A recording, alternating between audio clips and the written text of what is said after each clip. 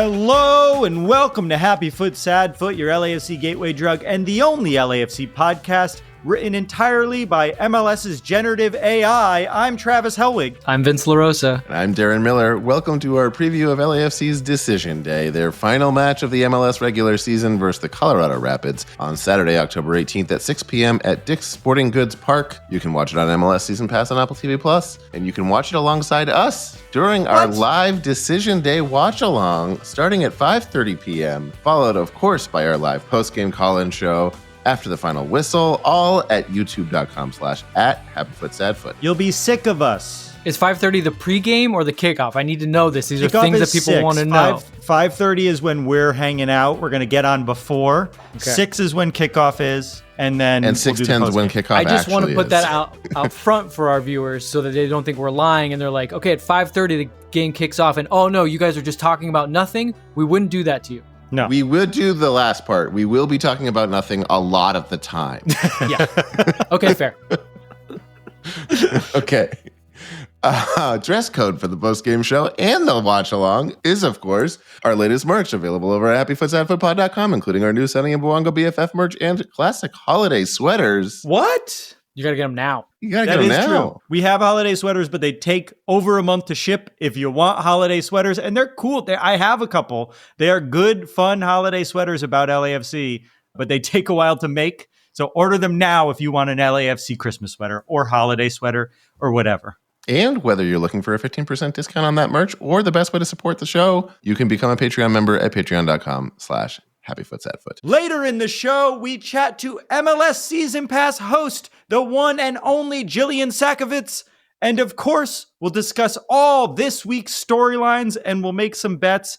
But first, for one last time this regular season, you almost got through them all, guys. It's time for listener-mandated banter. How are you guys doing? Vince, we missed you at the postgame. Oh, yeah. How was it? People were Not really good. happy. No, People were so happy.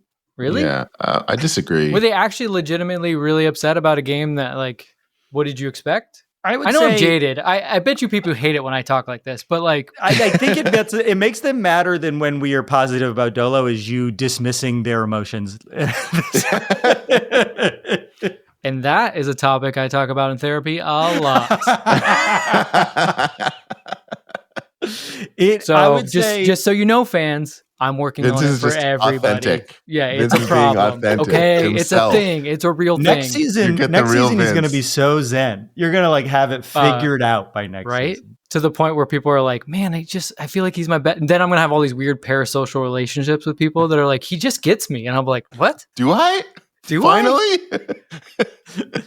I'm curious about that. That's what you learn in couples therapy. I'm curious. Tell me more about that. Tell me more about that. Tell me about that. Literally, you don't need to go to couples therapy when you're fighting with your... That? Yeah. Who'd you say that for? Here are the two things that you don't have to pay for couples therapy. These are the two things you learn is you usually go to couples therapy if you want to go. But here are the two things that you learn. Go. One is when someone is saying something to you and you don't fully know how to respond, instead of trying to fix it, say, oh, I'm curious why you feel that way. Tell me more about how you feel. And then the other thing to do is if you are not capable of having a fight at that moment or talking about a difficult thing, you say, I really want to help you right now. Do you mind if we talk about this in an hour? I just don't feel like I'm ready for this conversation at the moment, but I want to handle it. And that just use those two things and you'll never get a divorce. Said those multiple times in that room, never in real life. Therein lies the problem, Vince. Praxis. Again, I'm working on it. Okay, so it was fun, but it was fun. We had fun, actually. We had fun. We had fun. The post-game was not. I mean, the game itself was a deeply boring game that ended in the worst possible way. I was able to listen to the entire first half and part of the second half driving to Barstow. I was able to get Dave Denholm's signal, which was great. Oh, cool. So I kind of understood what was going on in the game. It seemed like a stalemate in the highest level of it. And then I was actually surprised when I saw that like someone won the game. Yeah. That's what it felt like. I mean, once it got to the final like 25 minutes, it just felt like they were knocking on the door in ways that we weren't, and they're at home, right? And we're at a weird disadvantage. But it was it was a bummer to watch that game after the run we had just had, but you can't win, 45 games in a row, can you? Yeah, and look, I don't, and this is banter, so I'll try not to get too heavy on this, but I don't think we're going to talk about this game. I think we've always talked about how, like, you can't make you can't pull out big things from every single game. Yes, there are some games in which we can say, like, oh, this has been a problem for so long, this is a thing, but, like, you're missing your two biggest stars. And I think, honestly, what you saw was Dolo ball, and not, like, saying it in a bad way, the way most people say Dolo ball, but what you saw is what he does is he takes a team, and, like, that's the floor. Like, they're able to be pretty sturdy. They don't give up a lot of chances. The only goal that scored, set piece. Am I right? Mm-hmm. Like, the other teams are pretty frustrated, but going forward, like, the way that he styles his team going forward is to basically have his stars thrive. Well, guess what? The stars weren't there. And let's be honest, like, some of the guys that you hoped would be better, David Martinez, Andrew Morin, like, they're just not showing any kind of quality. So if it would have been someone else, yeah, maybe they would have won. I think the other big thing you take away from that is, like, Jailson is a player. Mm-hmm. And he might be very interesting if they can get him fit in time for these playoffs, and if he can stay fit. Yeah. That was the reason he started, according to Dolo, they did that thing where the commentators clearly had spoken to Dolo beforehand, and they were like, he's not fit to play. We're starting him here to try to get him fit. And he came out at 45, which was the plan when he was going to come out. He's an interesting player. Like, they took a lot of swings, right? Like, Balutza, we're not sure. Like, he's not even getting into games really. And you're like, well, then why is he here? And I agree with the fans that are like, wow, we got all these attacking guys that are not playing. Morin, jury's still out. Like, hasn't taken over a game the way I think a player of his caliber should. But honestly, I think he's been decent. He's been okay, but he hasn't been as, like, U22 level, on the verge of possibly being a DP level, right? But yeah, the guy that we were like, he may never even show up here. We're like, oh, this guy's good. Like, what did we called him? We, like, daddy, like Igor's daddy or something like that. Was like, he's like the daddy version of Igor. Like, there's baby and daddy. Like, it's kind of legit. I don't want to talk about the game anymore. Okay.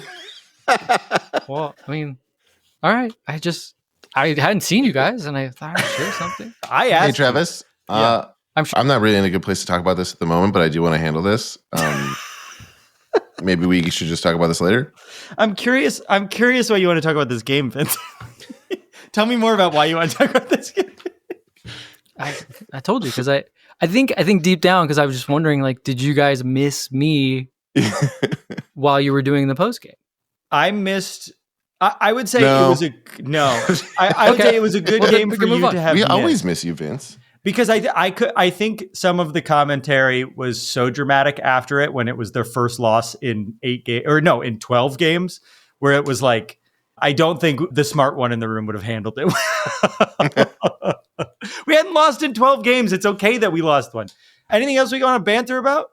Well, I do have one more thing. It got brought to me by somebody at work, which is kind of funny because, actually, if you're new to the podcast, there was an era of this podcast where I did not have a job. We'll call that the Hire Vince era. I mean, the OGs. There was a Hire Vince era. Yeah, the OGs know that. So, like, now everyone knows, like, what I do for work. Well, guess what? It's now turned where, like, people at my work know what I do outside of work, which is not. That's dangerous. Ideal. Yep. That's dangerous. But a lot of it is because of one player. Son is basically taken over Los Angeles. And so people are like, oh, I remember you said you do something about LAFC, and I actually have an interest in LAFC now. But so somebody at my work brought this to me, and it's a website that they know.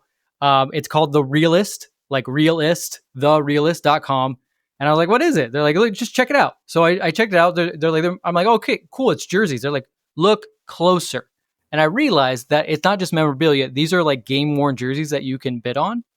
And they have right now, like, they have a good amount of LAFC stuff, some cool stuff. And we can go over, like, what I think is cool, but obviously the big one is Sun. Like, they have a jersey from Sun, and it just happens to be from that very first home game. Oh, shit. And I kid you not, the current bid is $1,700. I think that's actually a steal. It's going to go for much higher. I'm not saying buy it. Actually, if you're an LAFC fan, and I was telling the person at my work this, there's a Nathan Ordaz jersey from El Tráfico that he actually scored in. The current bid, and it's still got a lot of time, like there's 10 days or so left. The current bid is $30.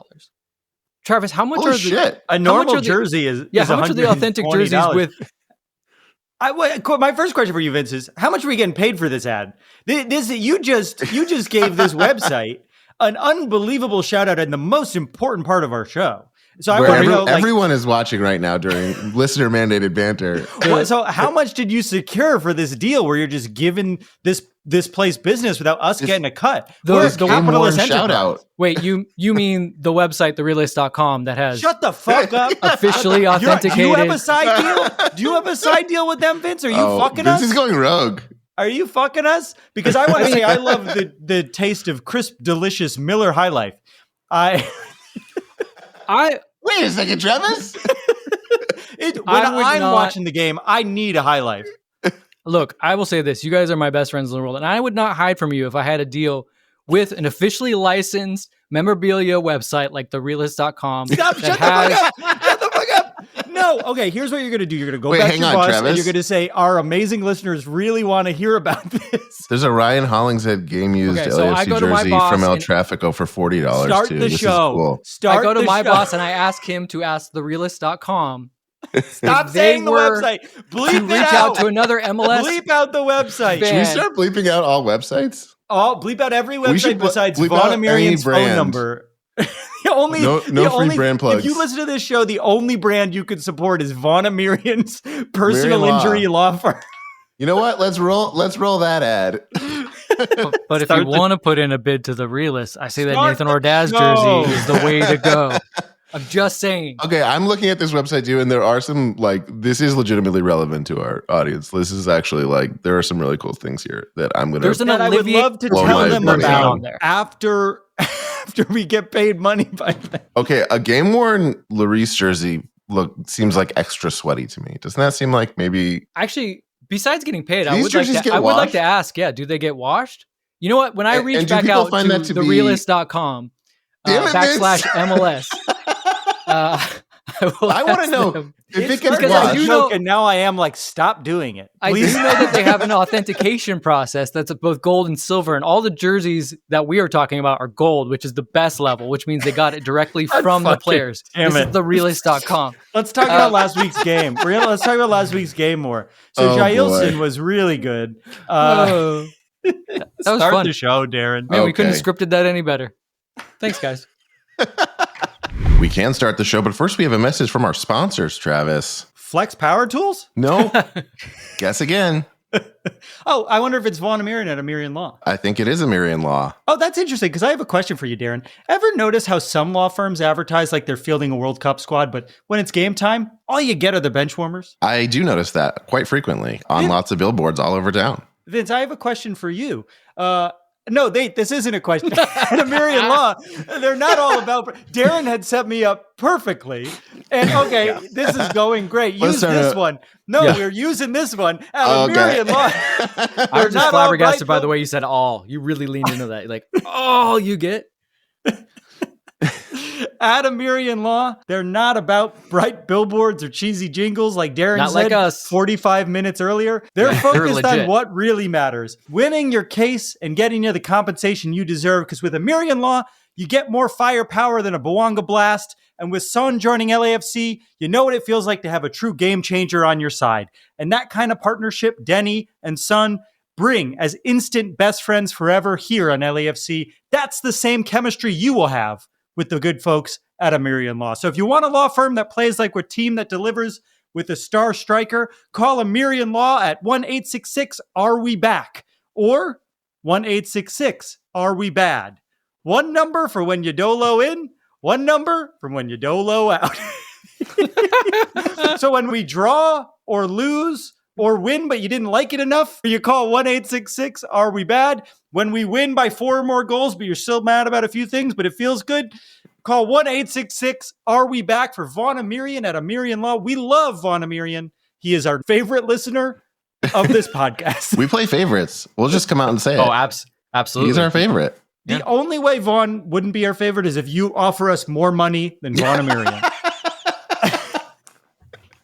Well, As the more casually obsessed LAFC fan on this show, I love LAFC and I'll never miss a match, but I don't have time to stay on top of all the advanced stats, roster moves, rumors, tactics, and off-the-field drama that I can't get from just watching the matches when all I see watching a match is ball get kicked, ball go in net, Frenchman gone, ball in wrong net, oh no.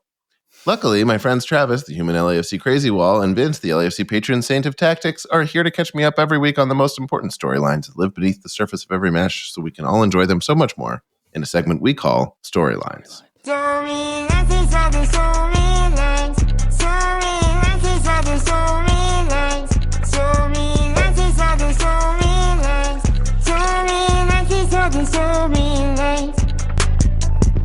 Darren, Vince, Dince, I come to you on this, the final regular season preview of 2025, and this, one of the most important weeks in LAFC's history, with the storylines for this week. And the first one is this. Can LAFC win second in the West? Just 1 year ago, LAFC had an incredible decision day, winning first place in the West at the last possible moment over the Carson Galaxy, and had high hopes for a team rolling into the postseason. It only took a few minutes into the postgame for people to point out that winning first actually was quite detrimental to the team, and we had a much harder run than the Galaxy would have in second place, where we would have been. So now we know second place is the place we want to get. So we know we can no longer get first place. It's impossible this time around after the loss this week. What scenarios this decision day can get us what has been the goal the whole time? Second in the West. That's what we've always been saying. Well, it's no longer the Darren Miller second in the West moonshot. That's what I've been saying this whole time, of course. It's mathematically possible. That's all Darren knows. Unfortunately, it is no longer just up to us like it was at the beginning of last week. It is not up to us what place we come in entirely. San Diego, LAFC, and Minnesota are all in the running for the coveted second place in the West. LAFC plays Colorado, who need a win or a draw to make the playoffs. San Diego plays Portland, who are currently in seventh, but could go anywhere from, I think the top they could do is seventh. Maybe they could get to sixth, but they also could fall back into the play-in. They need those points. Minnesota plays the Galaxy, who need points to make sure that they don't get the wooden spoon. But honestly, I don't think they give a shit about that.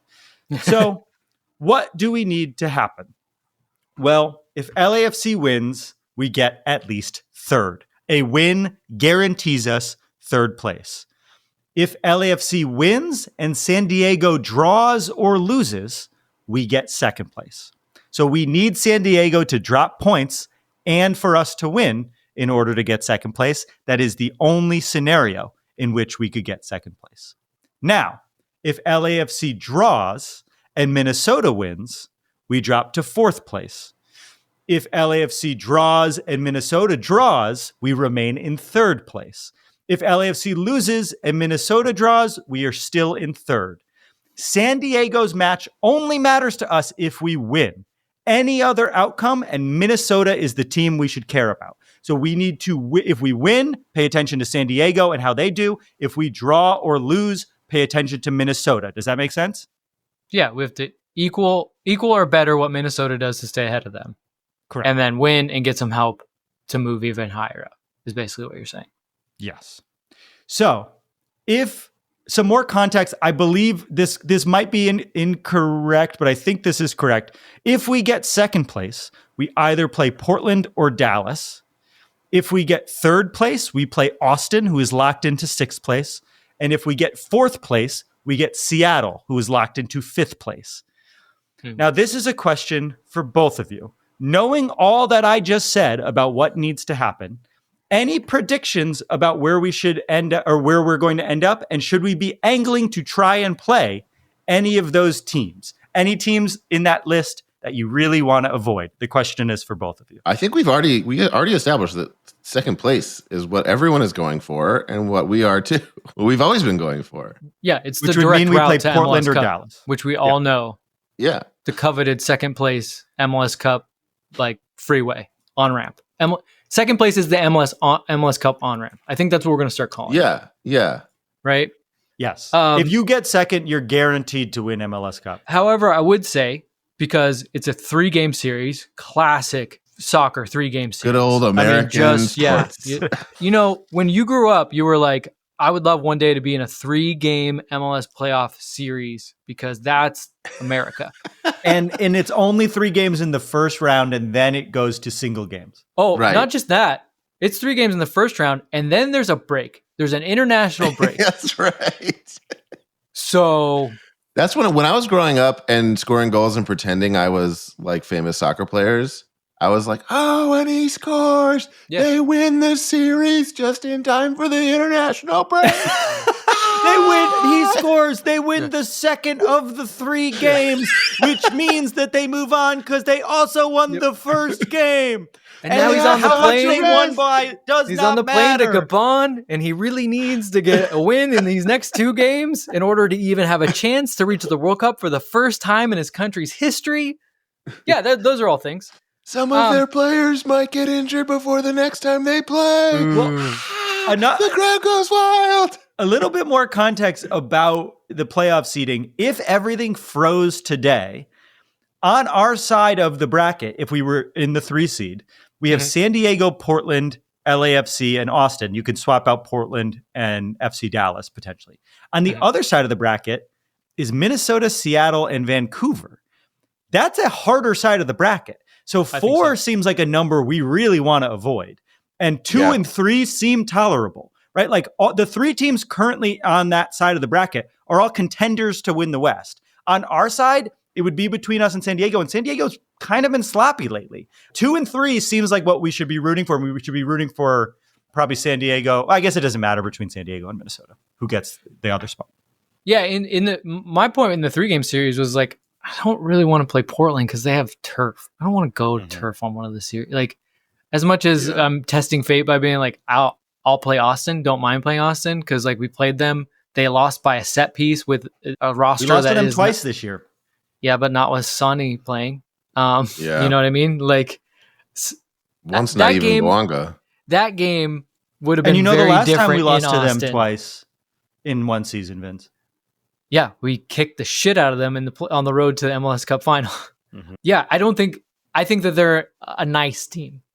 And I think that you lose to them. And yes, like we beat Toronto and everyone was like, we should beat Austin. Like the difference in level between Austin and Toronto is palpable. But without our stars, like, yeah, you go to Austin and the weather and like anything can happen. You give me back Sonny and Bawanga in that game, it's a very different game. I mean, just in the fact that I think LAFC had like 3 shots on goal. Like both teams, I think combined for less than 10 shots. Like I actually don't even know why you guys watched the game. Honestly, with our stars back, I think Vancouver is probably the only team I have like any actual concern about. I never like playing Seattle. Brian Schmetzer seems. Sorry. There was a second part to that I just stopped before, which is like for that reason, it's the sneaky teams that always like use dark magic to beat us. Whether it's Seattle because it's Seattle, or whether it's like anyone in Texas. It's like the shit like that that's going to come from behind when we least expect it. That is like not the reason you're supposed to win a soccer game. Like that's the stuff I'm actually worried about. Yeah, Brian Schmetzer is one of those coaches that really like gets into the tactics. And I'm not saying that to be like funny because people are always like, I thought you said tactics don't matter, but he's like the one that is like, he trusts his players to be like, look, I know we played this way this last week, but I need you to play completely different this week. And it actually works. I think the reason why I make fun of tactics, especially in MLS, is because I think a lot of coaches are like, wait, you want me to tell my players to play different? Hey, have you seen these players? They barely pick up the things that I've been telling them every single day. I'm not going to take that risk, but he seems that he has that group and they've been together for a long time. The core of that group, like he's able to get across his points and like they will play completely different in one round as they will the next round. And they'll play completely different against LAFC at home as they will away. Like he has that kind of magic. And I think LAFC has enough and they have had enough in the past that they can beat it even when he does do that. But like, I don't want to take that chance in games where it's a one-off or Three-game it's, you know, series. a smaller sample size. I don't like it. And again, turf. Yeah, I mean, the more I think about it, the more I'm like, second or third is fine by me looking at this table, right? I want to be on that side. That seems like a much easier path to the Western Conference Finals. And like, that means if Minnesota wins, we have to win. If Minnesota draws, we can get third with a draw. So it really comes down to how badly do you want second? And as we know, Darren really wants second. But I think if Minnesota wins, we have to win. If Minnesota draws or loses, we at least need a point to remain in third, which is an okay place to be, I think, going into the playoffs. I mean, it would be nice to have home field advantage in the next round for the next one off, right? Like you may not have it in the Western Conference Final, but it would be nice to have, especially considering if it does work out this way. I think what would happen if you're in third is we'd have to go to San Diego, and you would say, well, that's not a problem. We travel well, which we do. But do you remember when San Diego came here, what the big topic was besides the fact that it was going to be Sun's debut? The brawls. Well, not just the brawls. It was the fact that weren't we allotting San Diego a certain amount of tickets, and then we went back on our word for that. So what do you think is going to happen in the playoffs if LAFC is like, hey, we would love some tickets for the playoff game? If I was San Diego, I'd be like, go fuck yourself. I'm not doing that. Yeah, and that'll be good to keep everybody separate. That'll be fun. Okay, well, that brings us to our second storyline. Yeah, then now I really want two. I want them to come to us, actually. That brings us to our second storyline of the week, and it's a doozy, and it's this. Will LAFC qualify for the Champions Cup this weekend? On top of wanting to play for playoff seeding, there is also one of the final spots in next year's CONCACAF Champions Cup up for grabs. For those of you who are new, that's the same thing the Champions League is in Europe. It is just Central and North America. Well, okay, it's not nearly as cool. We don't play all those games. Same thing. Conceptually, it's the best teams from every country playing in a tournament. It's like Plato's Cave, MLS like team. The Champions League trophy you hold up, and then the CONCACAF Champions Cup is the shadow. Yes. Only one MLS team has ever won it in its modern format, and that just happened a few years ago. We've gotten very close twice. We even led in a final, but we did not. It's been the white whale for a lot of fans to win the Champions Cup. It's very rare for LAFC to not qualify for the competition, and it's still possible this year that we won't qualify. Now, of course, LAFC can get into the competition if we win MLS Cup. That's a given. How else can they get in? Well, it's complicated, but the simplest way to understand it is that it just goes to the top MLS Supporter Shield teams that haven't already qualified. So LAFC can clinch an automatic spot if they win and San Diego draws or loses. The same thing that would get us second place in the West gets us the CONCACAF Champions Cup spot. I want that. Then another reason to fight for second. LAFC can clinch a provisional spot if they just win. Now, they can also clinch a provisional spot if they draw and Minnesota draws or loses. They can also clinch a provisional spot if they lose and Minnesota, Charlotte, and NYCFC all lose. Now, you may be asking, what the fuck is a provisional spot? Well, that means that if a team that wins MLS Cup has already qualified by other means, their spot would drop to whoever has that provisional spot. What teams have already qualified? Cincinnati, Inter Miami, Carson, Nashville, Philadelphia, Seattle, and Vancouver.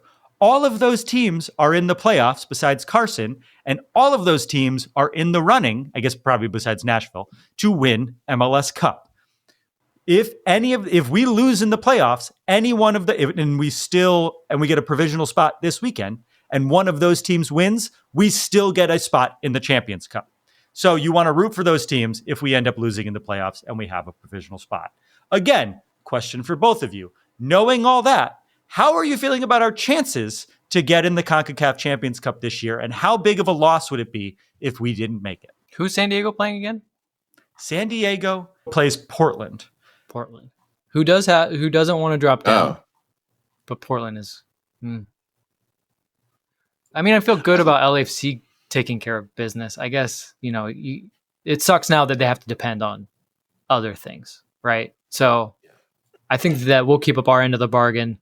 I'm less confident in Portland. Yeah, I think it's nice when there's, as long as we're already in the world where we have to depend on other things, it's nice when it's like, not all hope is lost, even if we lose. Like, there's still scenarios that get us in. I don't think this is the position we wanted to be in at this stage, but it's also like, I don't think any of us expected to be in a position this good, like right up until we got Sun.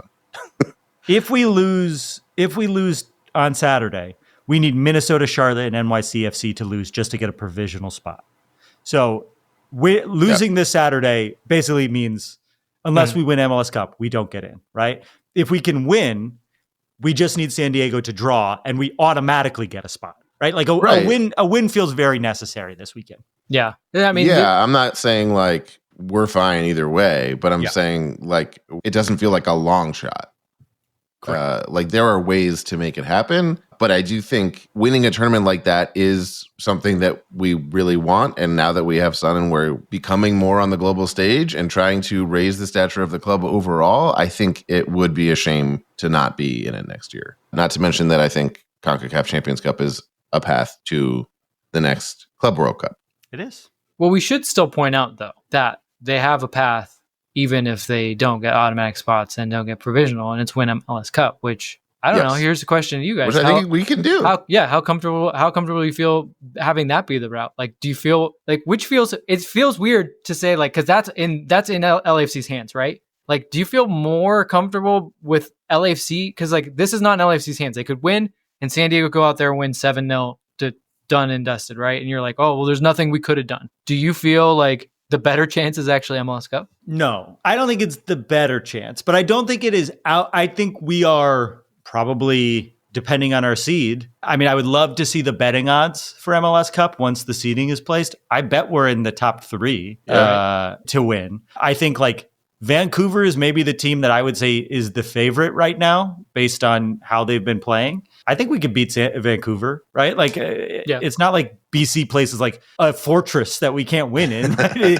I feel somewhat good about our ability to beat any team in the league. The problem with the playoffs is you have to win 5 games in a row, 4 games in a row. And that's difficult, right? Things happen. People have bad games. Mistakes are made. There's a little bit of luck that comes with playoffs, and that's what makes them fun. They're chaotic. So I think winning this weekend puts us in a very good position, one way or the other, because also a provisional slot. A lot of those teams could eventually win. Miami, Vancouver, Philadelphia, these are all Cincinnati. They're all teams that if they win MLS Cup, and they are among the favorites to win MLS Cup, if we win this weekend, we have a provisional spot that it goes to. So I feel like, I don't know if I would say it is better odds, but I don't hate the odds of us winning MLS Cup. I'm feeling very confident in this team right now. Yeah, I feel like, if I'm being honest, like if I look at like form and just kind of what it takes to win in the playoffs, you need stars, you need finishers, you need to be able to keep teams, you need to be good in both boxes is what I'm saying. I look at these teams and then you need to like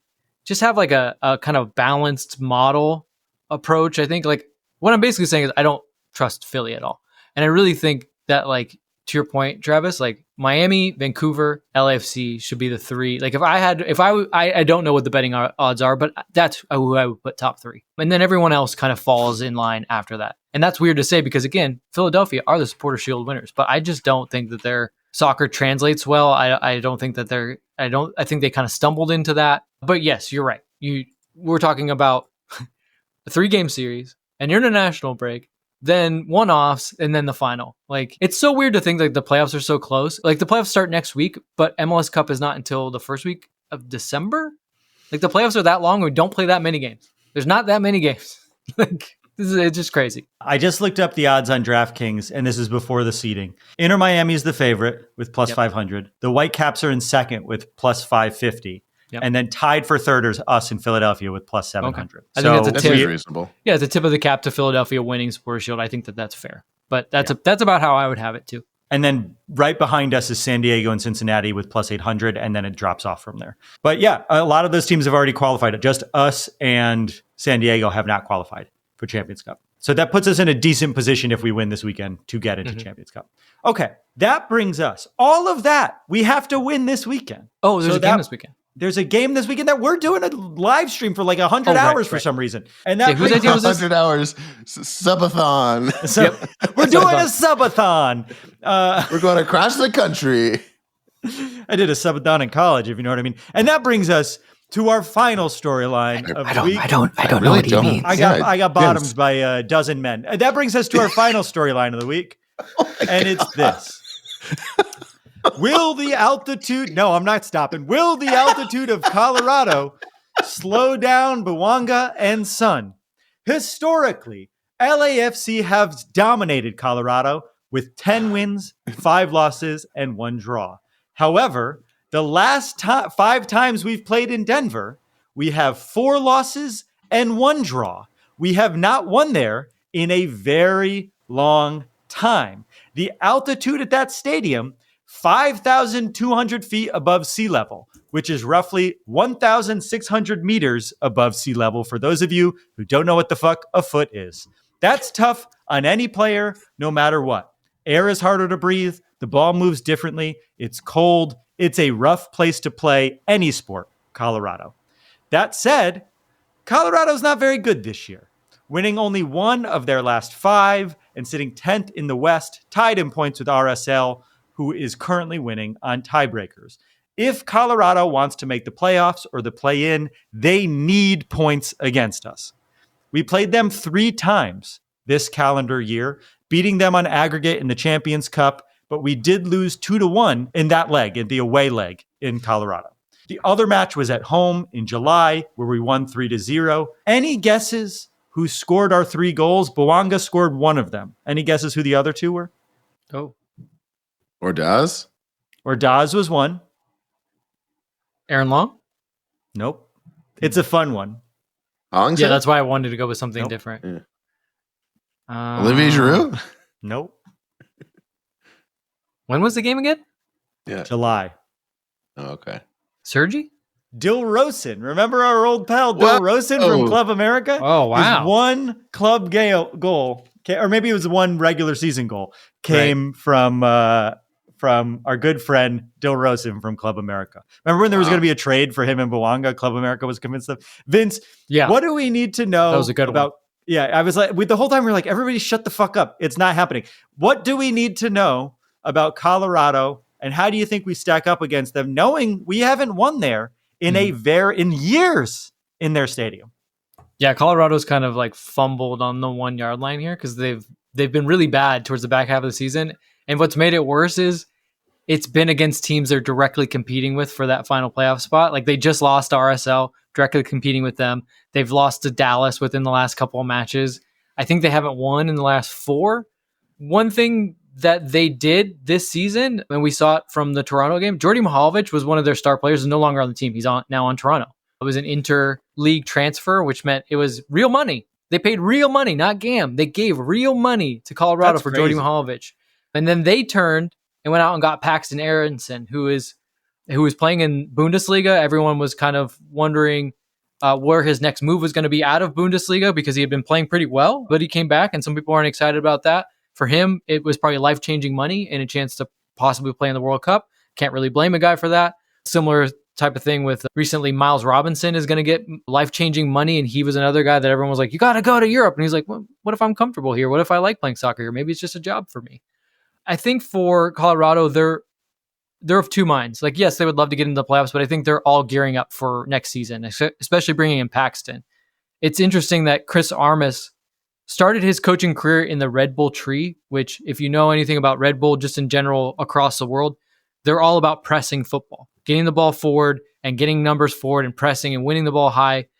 And he did that for a while as he moved around. He even worked under Ralph Rangnick, who is basically kind of the architect of pressing football for Red Bull. And then he came back here and he went to Colorado. And even when we talked with Darren's old friend Fran, he was like, you know, Chris is known for pressing football, but like he can also put in some possession. He's trying to do, you know, make a more well-rounded team. And I think he really tried to do that. But when I look at the move from Jordi Mihalovic to Paxton, it seems like he's saying, let me go back to what I'm good at. Paxton's a presser. So I think we're starting to see maybe him mold them into more of a pressing team. Now, whether or not they'll be that on Saturday, I don't know. I think you start to maybe look ahead to next season and put some things in place. But like I said, very real chance they could still sneak into the playoffs. So from that perspective, look, LAFC has to be ready for a physical game. It's always a physical game against Colorado, right? They try to go like man-to-man. They try to shut down the middle areas of the field. They muck up the game. They go for set pieces. So if you're not ready for that aspect of it, and then especially when you bring in the conditions, LAFC, it's going to be a long day, a really long day, especially even for the Stars, right? They're not going to have the spaces that they're wanting to. The ball's not going to get on their feet the way that they wanted to, in the ways that they wanted to. Like all these, the players are going to have to fight through this. But that being said, they haven't been good. So there is a path to beating this team. It's not a team that's full of confidence. And if they are at a team that's kind of in transition with one foot possibly in the playoffs and one foot looking towards just what we can do for what we can put in place for next season, it is a time for LAFC to, like they did the previous games, really put a stamp on it and say, like, we are an elite team. When we turn it on and we're fit and we're healthy, we can beat anyone, and you do not want to play us. So this should not just be LAFC thinking, hey, we want to get second or third place. It should be, again, getting back to, let's get back in that rhythm that we had where, like, legitimately, I think across the league for those past 5 games, until the guys went off on international duty, everyone was like, no one wants to play this team. I don't care who you are. And obviously when those guys are gone, you're like, yeah, we'd love it if we could play them when they're not here. I think what the league is now looking at is like, how quickly can you integrate them after the fact that they were both halfway around the world, for Son all the way around the world, and now they're coming back. I mean, he's probably getting back. He probably got back as we're speaking. Maybe as we're speaking, or maybe a little bit earlier, but he's not training, right? And he may, his training, like they're going to have to ramp him up a little bit, and then he's going to have to play. So I think I think the league is they're just wondering, like, were they in such a rhythm that they were unstoppable, and now this has messed it up, and they're going to have to really try to build up to it, or can they just pick up where they left off? Darren, Vince brought this up. You're childhood friends with Colorado sporting director Fran Taylor. Any way you could ask them to throw the game for us? I've thought about it. I've tried it before. He is kind of a brick wall. Okay, I think they call that the likely response would be like, "What are you talking about?" Don't fool around, Darren. I have no leverage. I have no tricks in the bag. I have nothing I could offer to him. What if you gave him like $20 of Apple Cash, like just through text? I'll try it. And then we'll see what happens. And then like a wink emoji. Yeah. Okay. Let's see. Let's see if he'll go for that. I think that's not a bad idea. Who knows? Yeah. Okay. I mean, and just for everyone listening at home, we've gotten a front office official from another team. We've never had any official person from LAFC on this show. Honestly, the only person associated with LAFC was Vince before he left LAFC. And look how that worked out. Yeah, I guess if you come on this show, that's why they're scared. Yeah. They're scared we'll get a player to join our podcast. I'm a valuable lesson. Two important storylines that I'm just going to say before we throw to break. Dolo's last regular season game. So all of you Dolo out folks, stop saying it. It's over. And then 2, Bouanga is 2 behind Leo Messi for the Golden Boot. That's right. He's still in the race. He wants it. But Leo put 2 on the board and is playing as well this weekend. It was interesting. We all thought Leo would go for international break, and he didn't. He stayed. And that's how scared he is of Denny Bouanga. He's also 5 away from Vela's goal contribution record of 49. Yeah. He is 44. In much fewer games, too. LAFC is 1 point away from becoming only the 3rd team in MLS history to have back-to-back 60-point seasons. Not bad for a team with a bad coach. When we come back... I like you, Steve Cherundolo. That was a joke. When we come back, we have a great conversation with MLS Season Pass host Jillian Sakovits.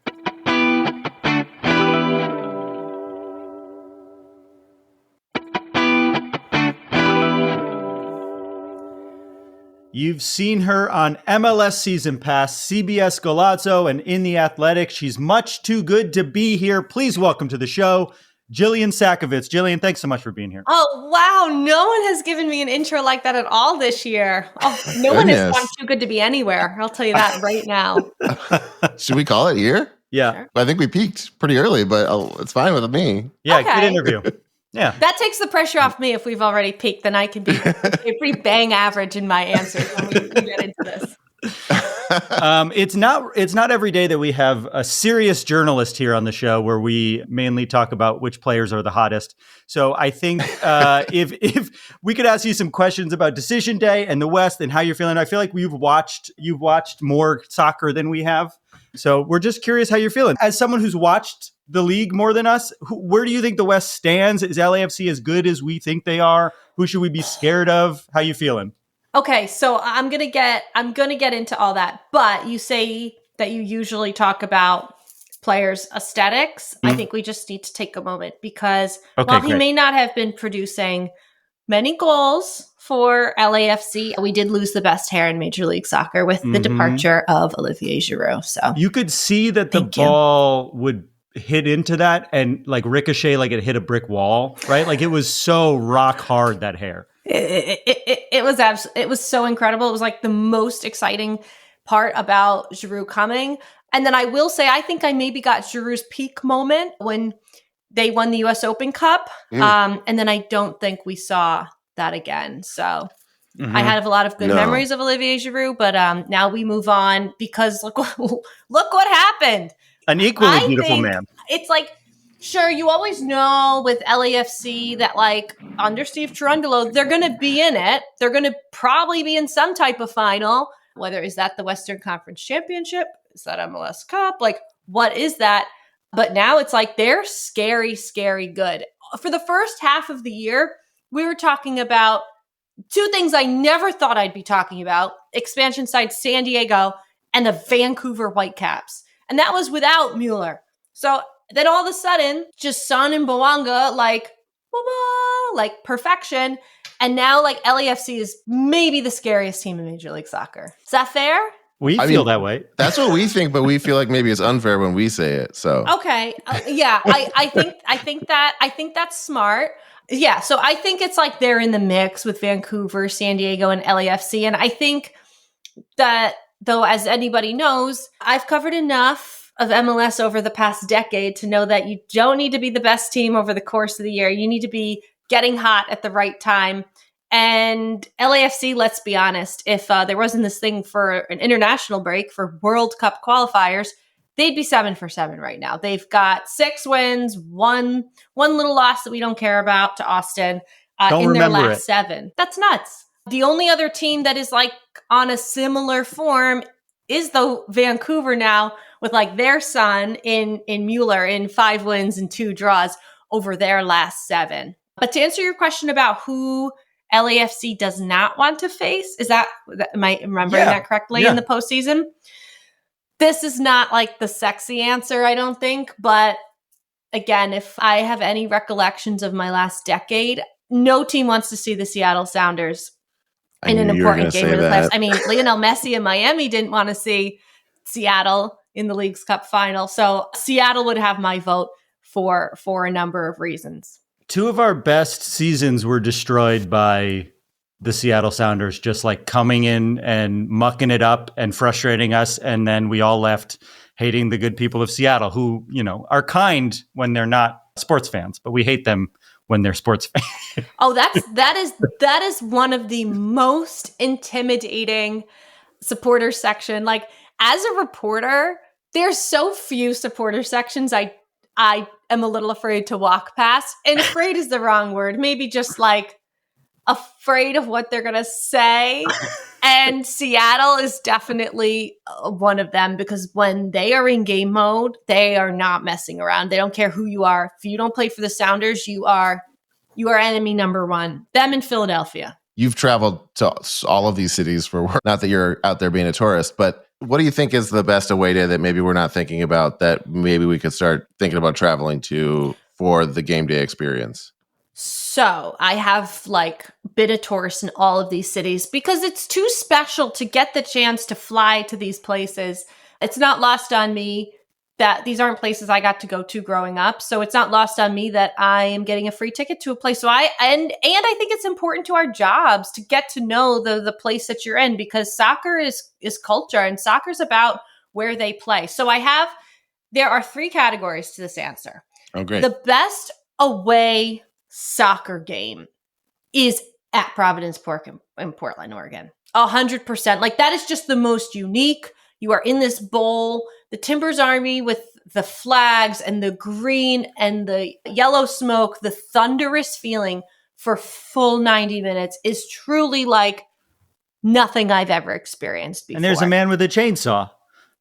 Yes, Timber Joey is fully on hand. I've held that chainsaw. 2021 MLS Cup, Portland Timbers versus New York City FC. It was like a mix between like a snowstorm and a rainstorm and a windstorm. It was nutso, but there was a chainsaw. It was everything. So that is the best like soccer experience. I want to go to a soccer game and feel like I am at something you can only get at a few places in the world. Grandeur, like, oh my gosh, is this real? Is this soccer? Is this soccer in the US? Oh my God, the roof's open, the roof's closed. That is Mercedes-Benz with Atlanta United. 100%. That is the most grand.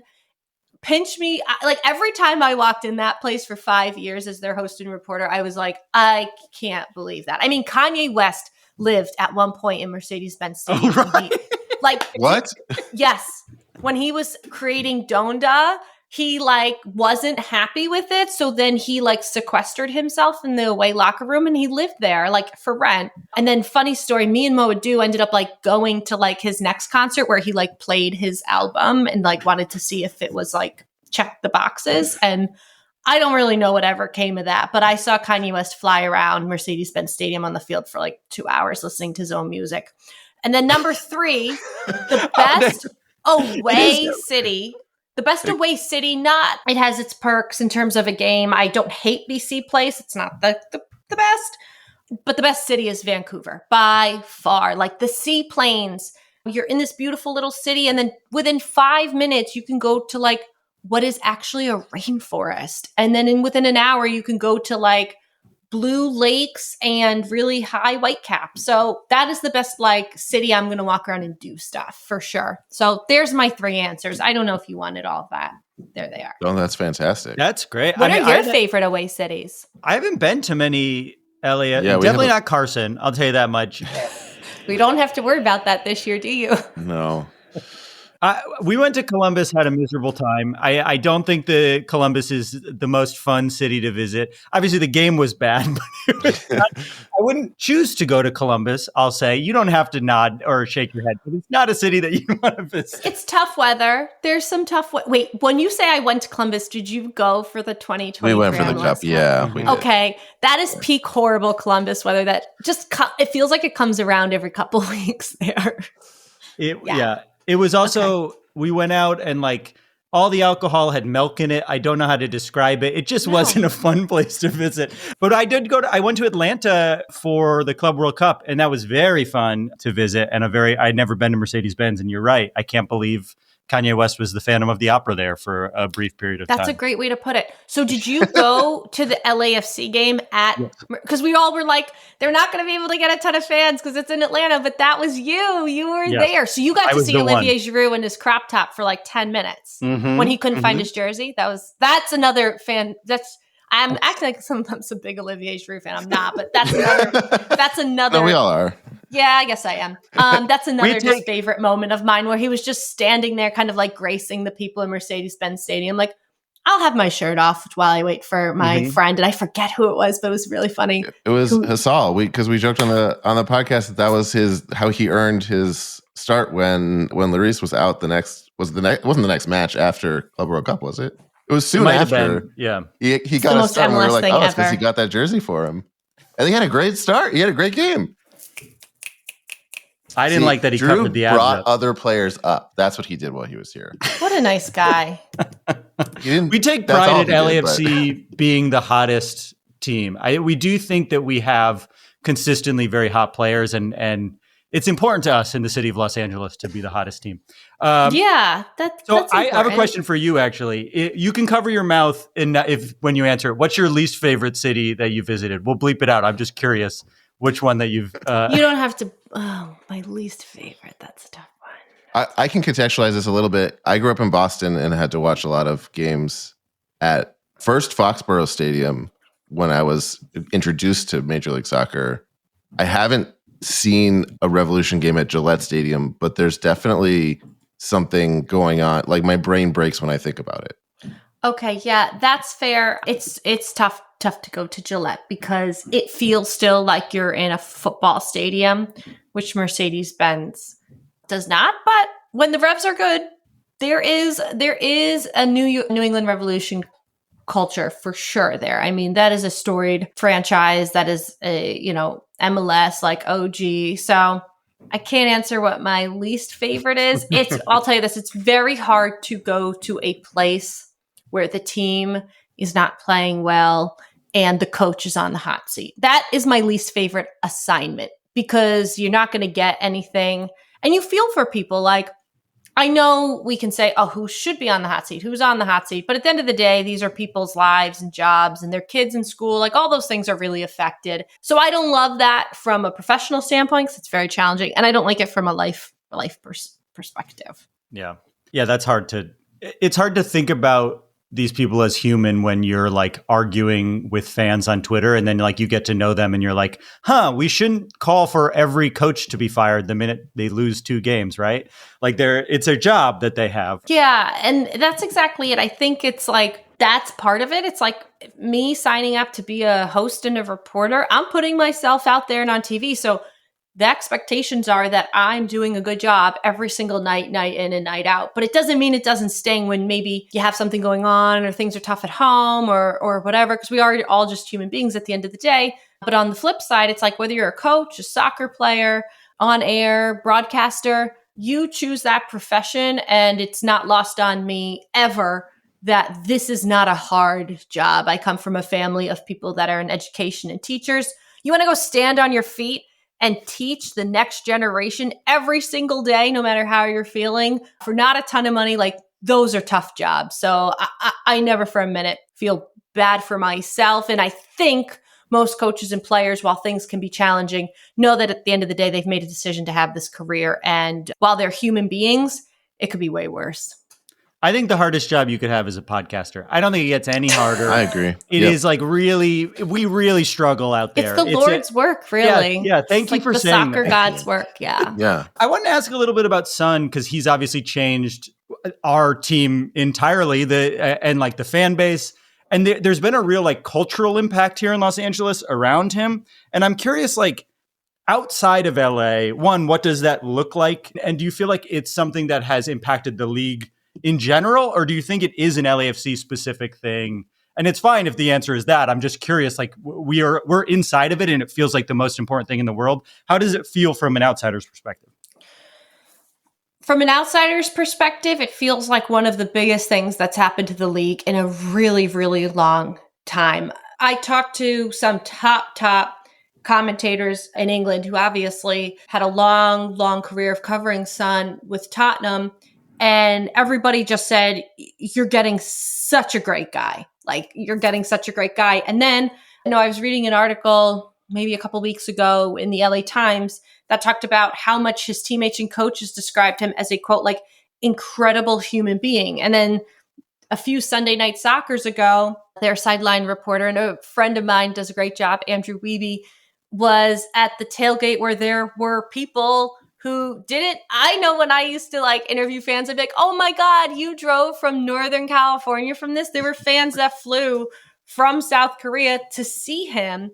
And that's global. So and that's such a, like, it's not just global. It's like a new market, or I shouldn't say new, but it's a market that otherwise probably is not paying a ton of attention at times to MLS. It's very similar to Messi, where, MLS Season Pass is available globally. So now, how many people in Argentina are watching the Spanish broadcasts of a Messi game?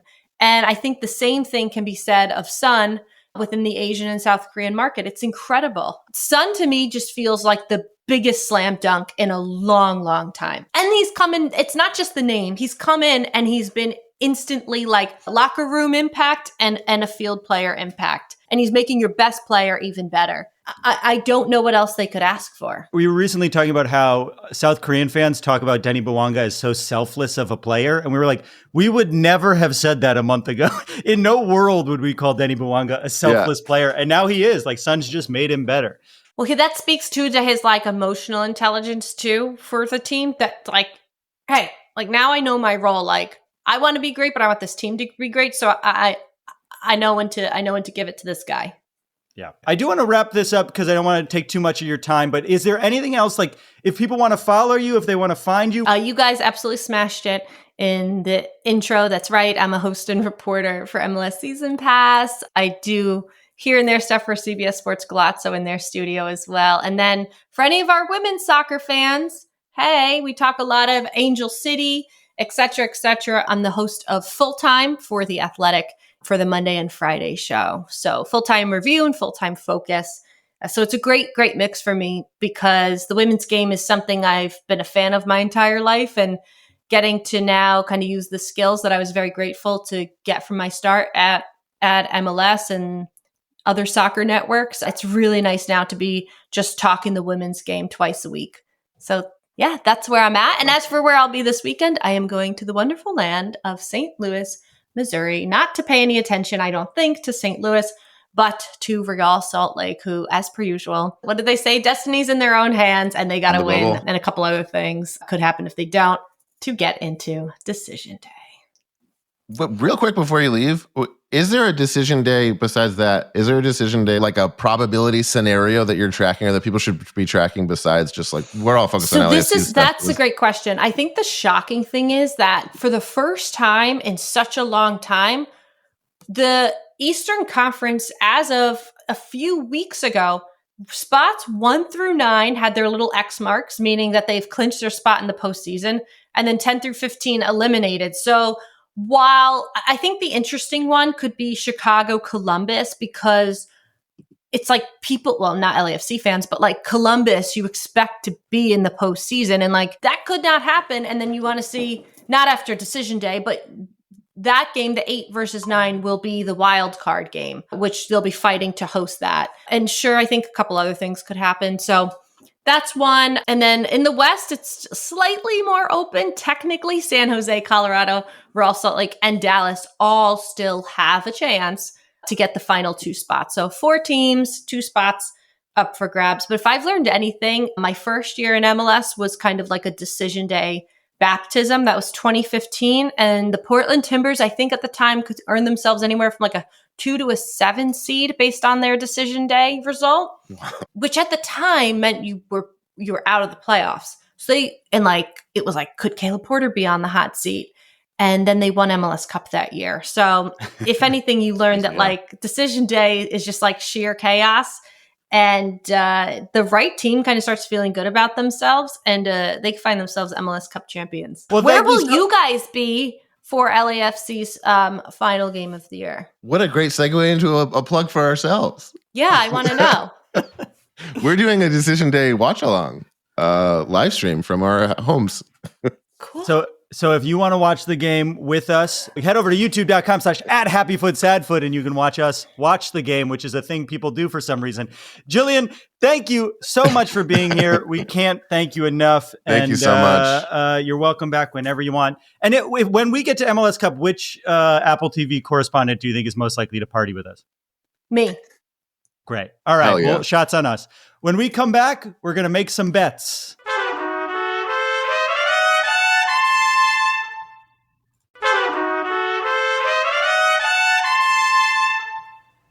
And we're back. It's time for a segment called Bet It and Forget It. Bet it and forget it. Every week we end the show with a bet for this week's game. We make an outlandish prediction, something that almost definitely will not happen, but could. Each week we all put up $5, and if no one hits, the money rolls over to the next week, and eventually by the time someone's weird prediction comes true, they might win a good chunk of change. Yes. It's back. Rest in peace, Fat Wad of Cash. We lost. We can't do it anymore. No one's bet cash last week, as is custom. So our bet pool for this week, we are fools. Our bet pool for this week is now $60. 60? It's getting up there. That's a good chunk of change. I have a bet that I'm very confident in for once. Okay. And it's this. I think someone's done this bet before. It might have been Darren. Mm-hmm. I don't remember. I have not looked up the weather in Colorado. I know nothing about what the average temperature is right now. I don't know if there's a storm coming. My bet is this. Weather will play a direct role in this game. whether it is and it's not an indirect role, right? It's not just altitude. The altitude could factor in if it's like a player passes out and they can't play, right? Like that would count. But the weather has to play a direct role where it's like there's a huge puddle on this side of the field and it fucks up a play. Like basically something has to go wrong because of the weather. Okay. And I have no idea at all what the weather is going to be like on Saturday. Sure. Okay. That's going to be a little bit of a judgment call, but I think we can. Yes. We're all adults. And we can. I've done that bet before. Yeah. That was me. Okay. I think you guys decide. You guys decide if my bet cashed or not. My bet is going to be to just like piggyback off of what my big like bold prediction was and just keep rolling with it. Danny Bouanga will win the Golden Boot. Yeah, I'm going to let you have it just because that would rule. I mean, he's gonna need at least a hat trick. And Messi not to score. Not to score. So like it is pretty improbable. But he can't share it. He can't share it. I was going to say outright or shared? Well, no, you can't share. There is no shared Golden Boot. Who wins if it's a tie? I believe the goal contributions plays a role. I see. So that would be Messi. So he has to win it. Yeah, he has more assists. No, but I mean, I'm surprised to hear that it's not a shared thing. Can't be a shared thing. You can't share the Golden Boot. Come on, Darren. There's only one boot. Famously, boots only come as one. Yeah. The Golden Boots? You can't even wear it. You can't even wear it. Come on, the Golden Boots. All right. When I was in like third grade and I was in an art class, we did like gold painted clay shoes. What a story. Yeah, thanks. Do you remember? And they came in a pair. Do you remember that Christmas book, like The Mitten, where all the animals go in the mitten? No. Oh, it's one of my favorites. If you know about The Mitten, if you know about the book The Mitten, let me know in the comments. All the animals are cold in the winter and they have to hide in a mitten. Wait, are we just saying stories that don't have anything to do with anything? You going? Yeah, you got a story? I mean, you did a fucking ad read for someone who isn't paying us. Oh, you mean therealist.com? Stop it. Travis, you walked right into it. You just don't spell it. I swear to fucking God, don't spell it. Yeah, okay, I won't. Darren, you give us your bet. Darren, you should bleep that last one out. Should bleep most of them out. No. The first one's good. The first 7 are good. The first 7 are good. Okay, here's my bet. There will be a goal from Sonny, Bouanga, and Nathan Ordaz. Each will have at least one goal. Yes. Okay. Yeah. Okay. Nathan hasn't played in a while. Did he play for El Salvador? Not like, sure. is he even healthy? I know he went there. In Steve's opinion, it was not a good idea for him to go there, not being healthy leading up to the international break. So he might not even get in. Which means if Steve was like, hey, I don't think this is a good idea, he probably played. Yep. Well, we shall see. We shall see. Our theme music is done. Oh, and just another reminder, go to youtube.com/@happyfootsadfoot. We're going to watch the game with you this weekend. 5:30 p.m. Pacific. We're going to be there hanging out. The game starts at 6. I'm sure there'll be a 10-minute window where the three of us are trying to sync up our games to the time on the screen. But we got to figure it out. We're going to have a live table on the screen. We're going to have live scores on the screen. Can we do it for our one Twitch user? Yes, and we'll also be on Twitch at twitch.tv/something else. Our theme music is done by the insane team of James Valentine, Nate Walcott, and Louis Palmer. YouTube.com/@happyfootsadfoot. You can review us on Apple Podcasts and Spotify, which I recently learned we were number 1 on the soccer charts in America on Apple Podcasts the day after Son got the hat trick. We were number 1 just for the day, but more people listen to our post-game about Son's hat trick game than any other soccer podcast in America, which is quite cool. And that's for American listeners specifically. You can follow Wouldn't us. It be weird if we weren't number 1 MLS podcast in South Korea? Yeah, I would be kind of angry about it if we weren't. Right? Like, I'm possessive of South Korea. I'd actually really want to meet. I'd really want to meet the broadcasters of the number 1 MLS podcast in South Korea. I mean, there might be a Korean language LAFC podcast. That's what I'm saying. I'd love to meet them. I thought you meant like they just really like the Atlanta United one. If you made it this far into the episode and you want to show your support, the best way you could support us is by going to patreon.com/happyfootsadfoot and becoming a subscriber. The cost is going up next year. Okay, we put it off. It's going up next year. If you lock it in now with an annual, that doesn't go up. if you lock it in with Inflation. a monthly now. That doesn't go up. But thanks to Washington, D.C., the prices are going up. Thanks to the good people of Congress, it's going up. The cost of podcasts are going up these days, people. The cost of the supply chain. In my day, you could get a podcast for 75 cents. Yeah. Look at it now, $6 a podcast. Any support goes a long way to keeping the show going and the community growing. My day, podcast didn't even have video. You had to walk uphill both ways to get to Spotify. Thanks again, and we'll see you on the live stream, baby. I love you. Bye. I love you. Bye. Vince, it's the last one of the year, man. Do you mind? There's more. But it's like there might only be like one more. No, we've got to play a 3-game series. Come on. We're not going to do a preview for all 3 games, dog. We're doing one preview episode for but you always want me to say I love you even after the post games too. I love you. Bye. I love you. Bye. Did I tell you guys about the website? That's sports, baby.